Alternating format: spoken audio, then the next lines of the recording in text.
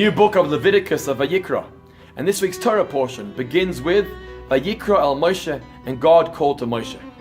The word Vayikra has an aleph at the end, but it's small. It's a small size font in comparison to the other letters. And the commentaries fill us in with a conversation that takes place between Moshe and Hashem.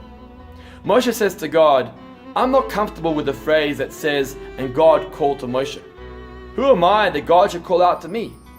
I would rather it should say, not Vayikra, but Vayokar, without the aleph, which means, and God bumped into Moshe. They happened to come across one another. And God responds and he says, no, I wanted to say Vayikra. It was a conscious decision to call out to you, Moshe. There was a debate, and the compromise was to write Vayikra, but the aleph at the end would be small. You know, so often we lead our lives by Vayokar. He happened to bump into him. It was a coincidence, an occurrence. It happens to be that I was born into Jewish faith. It happens to be that Pesach is around the corner. It happens to be that family are sitting together around the table. Not much meaning there, just a coincidence and occurrence.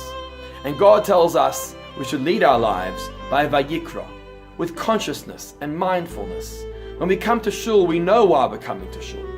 When we sit around the Shabbos table, we're there to celebrate the sanctity and the holiness of Shabbos. When we sit with family, we recognize that we're there to love those who are near and dear to us. God is telling us to lead our lives with more consciousness, mindfulness, and meaning. Shabbat Shalom.